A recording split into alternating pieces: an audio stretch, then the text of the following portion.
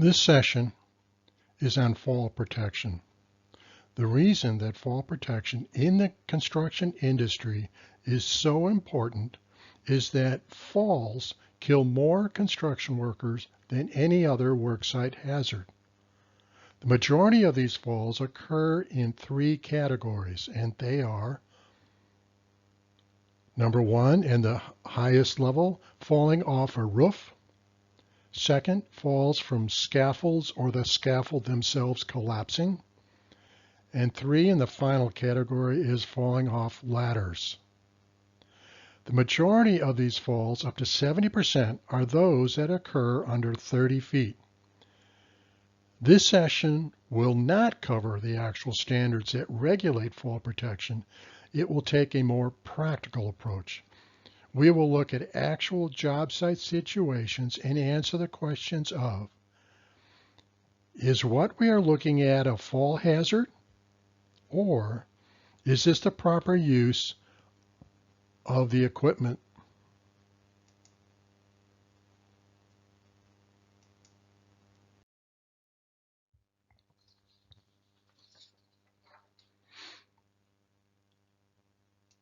Is this a fall hazard?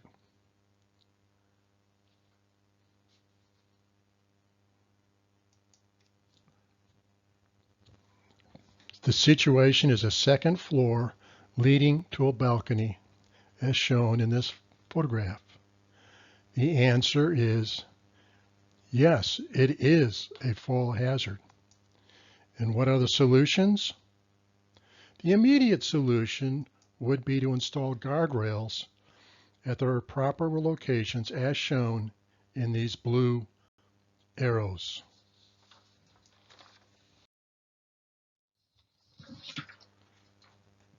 Is this a fall hazard? In this case, we're looking at a 5th floor trash chute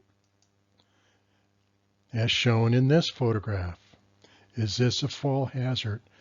And the answer is yes.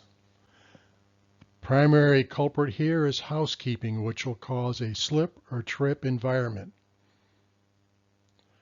Also, there is no visible fall restraint system. Remember, a fall restraint system prevents the worker from being able to reach the fall hazard. This is a great place to use a self-retractable lifeline.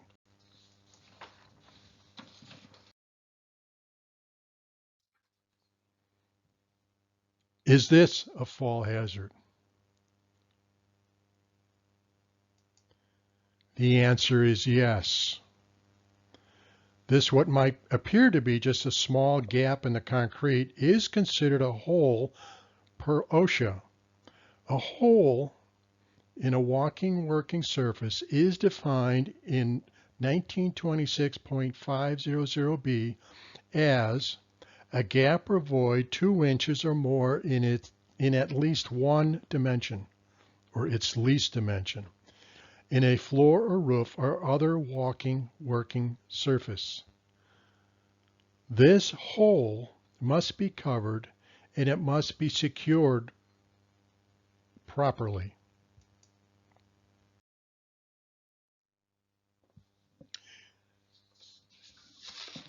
Is this a fall hazard?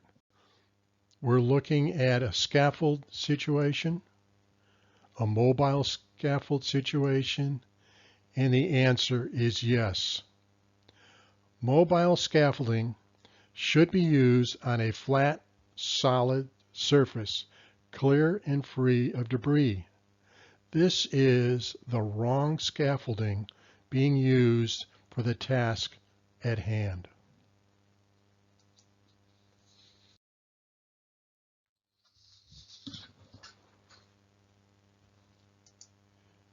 Is this a fall hazard? We're seeing several cases that look potentially bad. We have a step ladder, people standing on an open deck, and another step ladder. There are no guardrails, and the ladders are being used without fall protection. There's the guardrails that should be installed. So the answer is yes. Now it should be noted that guardrails need to be increased an equal amount equal to the height of the ladder that is being used, or it should at least be a double guardrail. Also, we have workers standing within 6 feet of a leading edge without protection. This would be best handled with a skylift with a barrier for people to work on.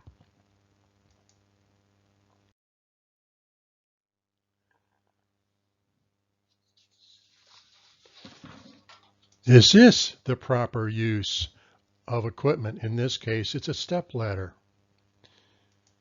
And the answer is no.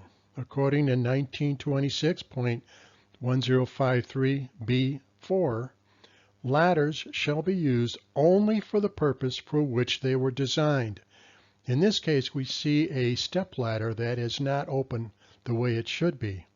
A step ladder should be used open at all times as per manufacturer instructions.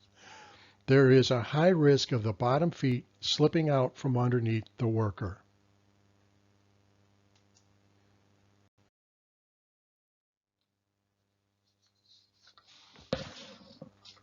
Is this the proper use of, in this case, we're looking at a step ladder. An extension ladder that is being used to access an upper level. And the answer is no. When portable ladders are used for access, the upper landing surface, the ladder side rail shall extend at least 3 feet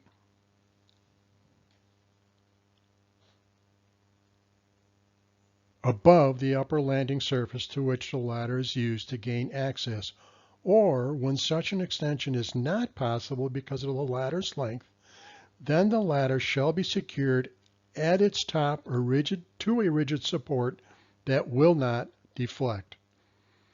And a grasping device such as a grab rail shall be provided to assist employees in mounting and dismounting the ladder in itself should the ladder under load deflect to a point that by itself will cause the ladder to slip off its support. So this is not the proper use of an extension ladder.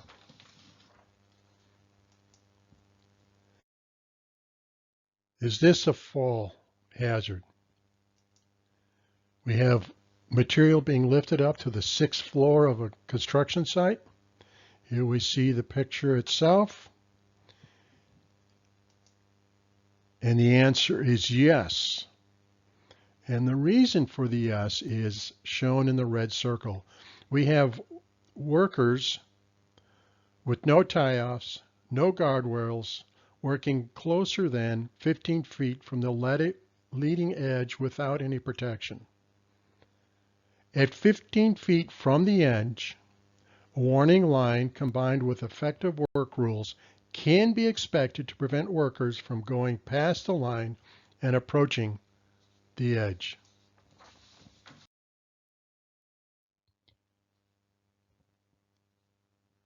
Is this a fall hazard? We're looking at an exterior balcony, and closer examination we can see there's a worker on the 2nd floor who is hanging on the building with one hand while trying to lift up material in his other hand. So the answer is yes. This is a fall hazard. What do you think would be the best solution? Remember the difference? A fall arrest system will stop you in the process of a fall, while a fall restraint system will keep you from reaching the edge, not allowing you to fall. There are several answers possible.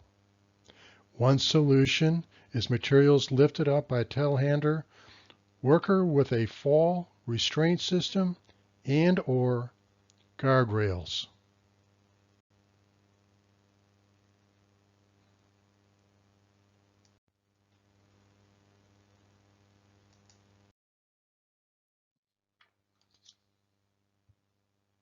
Is this the proper use of equipment? The answer is a resounding no.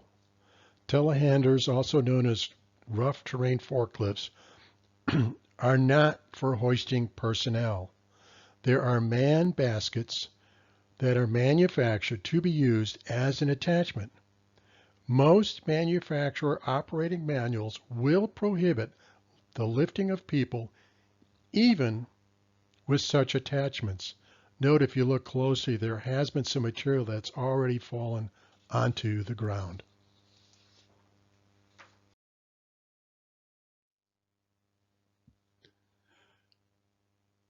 Is this proper use? We have several conditions here. So the answer is no and yes. No, the one ladder is not being properly used. It's a step ladder where the worker is straddling the ladder, which it is not designed for. The second condition is a ladder that is 6 feet and near a window and there are no guardrails in place. Is this proper use? The answer is yes, because we're at the ground floor, room 101.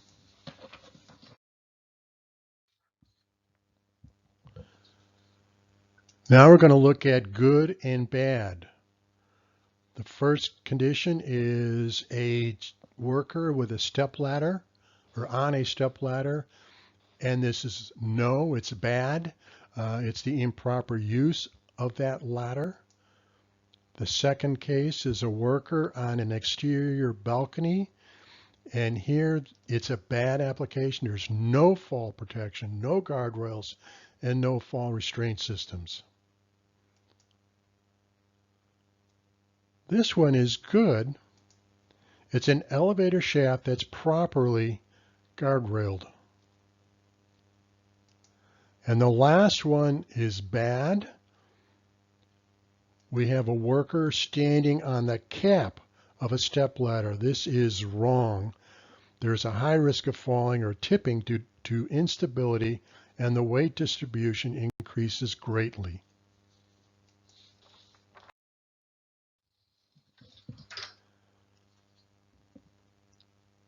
Good or bad? We have a punched opening. That's bad. There are no guardrails, and there's definitely a trip hazard right in front of that window. Number 2, we have a residential situation, and we have no handrails or guardrails, and the housekeeping at the top of the stairs is questionable. This last one, in a commercial project, we have a worker standing near an opening. But in this case, there is a fall protection system that is being utilized.